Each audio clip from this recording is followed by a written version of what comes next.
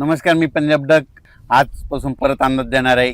16ला ते आणखीन वाढत जाईल, 17ला आणखीन परत फरक पडेल, पुन्हा 19च्या नंतर पुन्हा आणखीन जास्त पाऊस वाढत जाणार आहे. 22 तारखेच्या नंतर पुन्हा काय होणार आहे, एक लो प्रेशर, एक चक्रीवादळ आहे, त्या चक्रीवादळ येणार आहे आणि ते चक्रीवादळाच्या पाठीमागे परत एक चक्रीवादळ, एक प्रणाली तयार होणार आहे. मग हे गेल्याच्या नंतर हे काय होणार आहे, पूर्व विदर्भातून पश्चिमी विदर्भाकडे जाणार आहे. पश्चिमी विदर्भाकडून इकडे जळगाव जिल्ह्यातून उत्तर महाराष्ट्र का म्हणजे वर्धा, नागपूर, भंडारा, गोंदिया, चंद्रपूर, यवतमाळ, वाशिम, हिंगोली, अकोला, अमरावती, बुलढाणा, जळगाव ह्या पट्ट्यातून जात असताना तिकडं विदर्भामध्ये मग 20च्या नंतर चांगला जोराचा पाऊस पडेल. पण तिकडं जर जास्त पाऊस पडत असल्यामुळं मराठवाड्यामध्ये परभणी, जालना, संभाजीनगर या भागामध्ये रिमझिम पाऊस सुरू होईल. बऱ्याच भागामध्ये रिमझिम पाऊस पडणार आहे, म्हणून हा अंदाज लक्षात यायचा.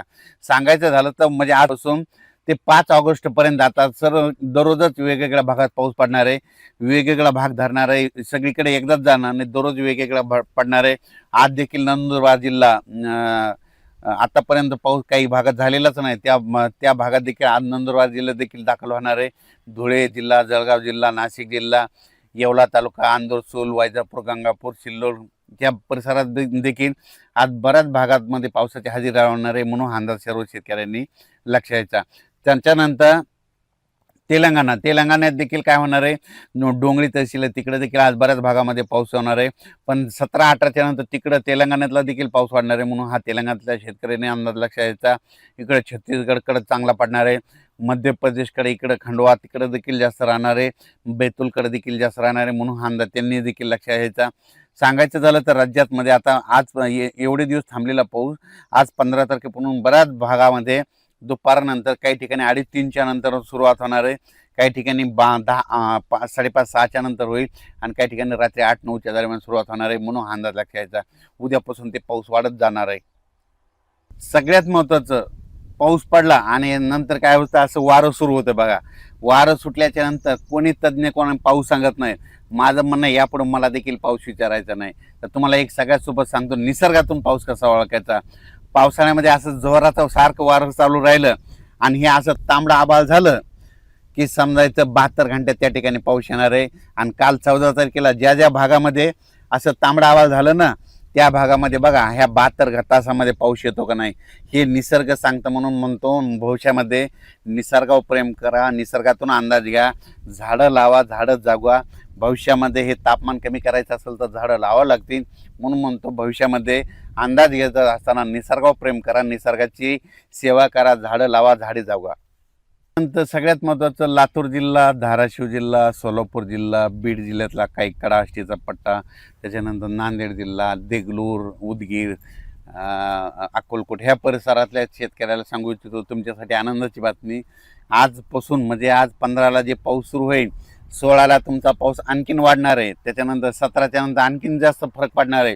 म्हणजे सांगायचं झालं तर तुमच्या ह्या 5-7 जिल्ह्यामध्ये आत्तापर्यंत सगळ्या महाराष्ट्रात पाऊस होता, पण सोलापूर जिल्ह्यात नव्हता, लातूर जिल्ह्याच्या काही भागात नव्हता, बीड जिल्ह्याच्या काही भागात नव्हता, नांदेड जिल्ह्याचा नव्हता, त्याच्यानंतर इकडं देगलूर, कंधार त्या परिसरामध्ये नव्हता. तिकडं मात्र आता आज 15पासूनच तिकडं पाऊस सुरुवात होईल. 16ला आणखीन वाढेल, 17ला जास्त वाढेल, 18-19 आणखीन वाढत जाईल. म्हणून त्यांच्यासाठी आनंदाची बातमी. तुम्ही घाबरू नका, तुमच्याकडे देखील पाऊस येणार आहे. आणि आणखीन एक जिल्हा आहे नंदुरबार जिल्हा. नंदुरबार जिल्ह्याचा शहादा भागामध्ये काही ठिकाणी आणखीन पाऊस पडलेला नाही, काही क्षेत्रामध्ये तिकडं देखील आज रात्रीच्याला पाऊस सुरू होणार आहे. आणि त्याच्यानंतर शेवटच्या आठवड्यात मात्र नंदुरबार जिल्ह्यात सगळीकडे जोराचा पाऊस पडणार आहे, म्हणून त्यांनी देखील अंदाज लक्षात घ्यावा. तसेच खास करून पुणेकर, मुंबईकर, नाशिक तिकडं त्या परिसरात मुंबईच्या लोकांना आता दररोजच आजपासून पाऊस बघायला भेटणार आहे. सरी उसरी त्यांना चालूच राहणार आहेत, म्हणून हा अंदाज मुंबई, पुणे, घाटमाता, महाबळेश्वर म्हणजे कोल्हापूर, सांगली त्या परिसरामध्ये देखील त्या अंदाज लक्षात यायचा. कोल्हापूरकडे देखील आता दररोजच सरी उसरी सुरू राहणार आहेत, म्हणून हे कोल्हापूरकडल्या शेतकऱ्यांनी अंदाज लक्षात यायचा. साताऱ्याकडे देखील तशीच परिस्थिती राहणार आहे, दररोजच पाऊस पडणार आहे, म्हणून हा अंदाज त्यांनी देखील लक्षात यायचा. म्हणजे त्यांच्याकडे सरी मत आता सुरूच राहणार आहेत, म्हणून हे देखील लक्षात घ्यायचं.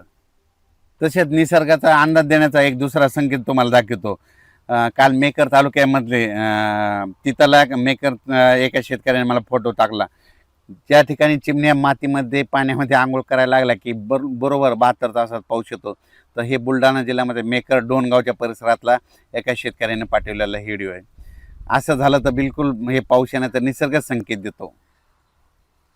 आता हे जे पाऊस पडला आजपासून सुरू होणार आहे, दररोजची दररोज तो वाढत जाणार आहे सगळीकडे, म्हणजे एकदाच एकाच ठिकाणी सगळीकडे एकदाच जाणार नाही. आज 15ला सुरुवात होईल, 16ला बराच भाग धरी, 17ला आणखीन वेगवेगळा भाग, 18, 19 असा दररोज वेगवेगळ्या भागात परत परत जाणार आहे आणि सगळ्या शेतकऱ्यांचं ज्यांनी पेरणी केलेली आहे त्याला जीवदान भेटणार आहे. म्हणून हा अंदाज लक्षात घ्यायचा. अचानक वातावरण बदल झाला तर परत एक मेसेज दिला जाईल. धन्यवाद.